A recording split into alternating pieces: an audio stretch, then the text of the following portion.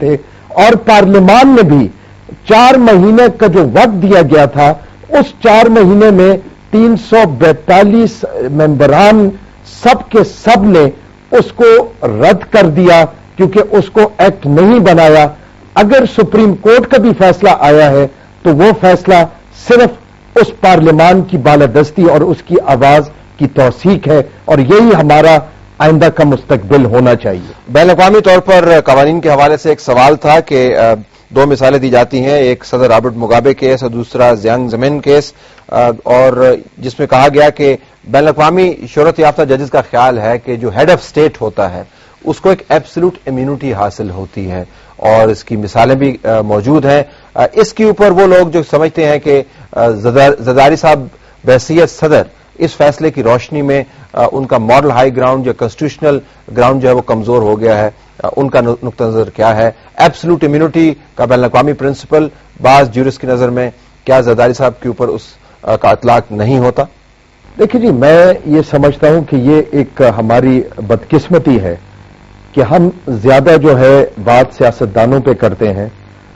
جتنے ہمارے طالع آزما 10-10 11-11 سال اس ملک پہ حکمرانی کر چکے ہیں، انہوں نے اگر کرپشن کی ہے تو انہوں نے اور ان کے دور میں صحیح معنوں میں کرپشن ہوئی ہے، اور ہر دفعہ جب بھی آئین توڑا گیا ہے وہ باعث بنا ہے کرپشن کا۔ لہذا آپ جو سوال پوچھ رہے ہیں ہمیں اپنے 62 سالوں کے تناظر میں دیکھنا چاہیے، لیکن یہ بھی ایک حقیقت ہے کہ اس ملک میں کرپشن ہوئی ہے، انتہا کی ہوئی ہے۔ آپ این آر او اس لیے اہم ہو جاتا ہے کہ این آر او کے ذریعے یقیناً اس میں 11 یا 12 سے زیادہ سیاستدان نہیں ہے، اس میں باقی سارے سرکاری افسران ہیں، اور یہ اس سے کوئی انکار نہیں کر سکتا کہ کرپشن بھی رہی ہے۔ سوال جو ہے یہ اٹھانا چاہیے کہ آیا این آر او کے ذریعے یہ درست تھا کہ ان سارے کیسز کو بند کیا جائے، ان کو تحفظ دیا جائے، ان لوگوں کو بھی تحفظ دیا جائے اس قانون کے ذریعے جن کے خلاف جرائم ثابت ہو گئے تھے؟ سوال یہ ہے، اور اگر سوال اٹھتا ہے کہ یہ کسی ایک شخص کے خلاف ہے تو میں سمجھتا ہوں یہ بھی بالکل درست نہیں، کیونکہ یہ سوال اس وقت اٹھنا چاہیے تھا جس وقت چند ایک لوگوں کو ان کو ایک ایسا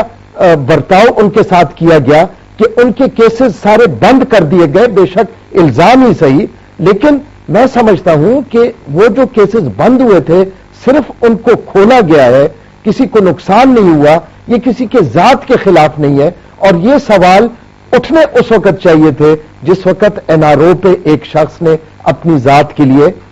دستخط کیے۔ اور آخری سوال اس حوالے سے یہ تھا کہ جو ہیڈز آف اسٹیٹ یا ہیڈز آف گورنمنٹ ہوتے ہیں، اندرا گاندھی صاحبہ کی مثال کوٹ کی پیپلز پارٹی کے ایک جورسٹ نے، اور ان کا سوال ہم نے رکھا اطہر ملا کے سامنے کہ وزیر اعظم بھی تھیں اور اپنے خلاف دھاندلی کے چارجز کے حوالے سے الہ آباد کی کورٹ کی سزا کو کنٹیسٹ بھی کر رہی تھیں، تو یہ مطالبہ جو ہے کہ آپ جگہ چھوڑ دیں، مارل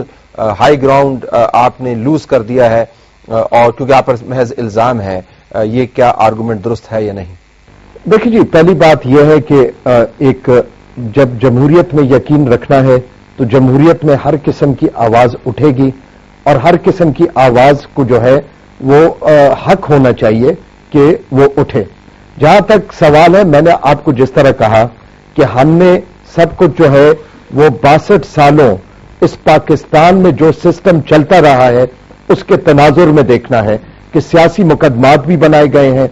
کرپٹ سے کرپٹ لوگوں نے یہاں پہ حکمرانیاں بھی کی ہیں، 11-11 سال تک حکمران رہے ہیں، تو لہذا یہ استعفے کی بات ہو رہی ہے اس میں صرف ایک عنصر ضرور موجود ہے کہ کہا اس کی وجہ یہ ہے کہ 248 کا شاید مقصد یہ تھا کہ جب ایک حکمران کرسی پہ ہو اور اگر اس کے خلاف کوئی کیس چلنا ہو تو اس کو وہ چونکہ ایگزیکٹو کا ہیڈ ہوتا ہے، وہ انویسٹیگیشن اور پروسیکیوشن کو متاثر کر سکتا ہے، اس لیے اس کے لیے ایک امیونٹی موجود ہے، اور جب امیونٹی موجود ہے، میرا اپنے ذاتی رائے میں جو 3 سال مزید ہے اس جمہوری ادارے کو چلنا چاہیے. جمہوری جو آفیسز ہیں اس پہ بیٹھے لوگوں کو, تاکہ 3 سال بعد عوام خود فیصلہ کر سکے کہ کیا ہونا ہے. لیکن غیر آئینی طریقے سے, غیر جمہوری طریقے سے اگر کسی کو بھی یہ نقصان پہنچایا جائے وہ اور سسٹم کو نقصان پہنچایا جائے, میں سمجھتا ہوں کہ ہم سب سے پہلے اس کے خلاف کھڑے ہوں گے اور یہ چیز جو ہے یہ برداشت نہیں کی جائے گی. لیکن جس طرف بحث جا رہی ہے اس طرف بحث جانی نہیں چاہیے, کیونکہ اگر سپریم کورٹ نے کچھ کیا ہے, اس سپریم کورٹ نے 342 جو ممبران ہیں ان کے فیصلے کی تائید کی ہے, اور جس طرح وزیر اعظم پاکستان نے فلور آف دا ہاؤس پہ یہ اعلان کیا کہ پارلیمان نے ریجیکٹ کر دیا ہے اس NRO کو اور اب سپریم کورٹ کا فیصلہ ہمیں قابل قبول ہوگا, تو اگر سپریم کورٹ نے یہ فیصلہ ان 342 ممبران کی تائید میں اپنا قانونی اظہار کیا, میں سمجھتا ہوں اس کے بعد کوئی بحث نہیں آنی چاہیے, کیونکہ سپریم کورٹ نے بھی 31 جولائی سے لے کے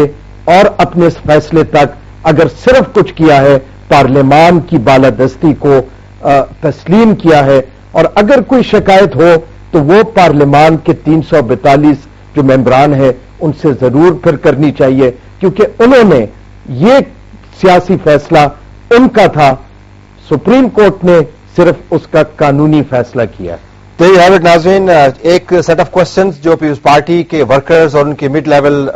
لیڈران کی طرف سے ہمارے پاس آئے, ہم نے ان کو پروگرام میں شامل کیا. آج ہم نے ان کے جوابات کا پہلا سلسلہ یعنی پہلا پروگرام جوابات کے حوالے سے آپ کے سامنے رکھا. پاکستان کے اندر ہمارا یقین ہے جمہوری رویے اتنے پختہ ہو چکے ہیں کہ بحث کو طریقے اور تہذیب کے ساتھ چلایا جا سکے. پیپلز پارٹی کی طرف سے جو آرگومنٹ آ رہا ہے ان کے پاس ایک سیاسی مقدمہ ہے, ان کے پاس ایک آئینی آرگومنٹ بھی ہے, وہ انتہائی تحمل کے ساتھ سننے کی ضرورت ہے. لیکن اس کے ساتھ ساتھ جو جواب آ رہا ہے اس کو سیاست سے بالا ہو کر اپنے میرٹ کے اوپر پرکھنے کی بھی ضرورت ہے, تاکہ پتہ چل جائے کہ کہاں پر بحث جو ہے وہ جذبات کے اندر ڈوبی ہوئی ہے اور کہاں پر حقائق سے وہ پرے جا رہی ہے. We have to remain factual. اور جہاں تک کل کے پروگرام کا تعلق ہے, آپ کو PMLN سے بھی جواب ملے گا, PMLQ سے بھی جواب ملے گا, اور اس کے بعد پروگرامز میں MQM اور وہ نکات جو بالخصوص آصف علی زرداری صاحب کو نشانہ بنائے ہوئے ہیں ان کا نقطہ نظر کیا ہے. Stay tuned. ہماری طرف سے آج صرف یہی کچھ. طلعت حسین کو اجازت دیجیے. اللہ حافظ.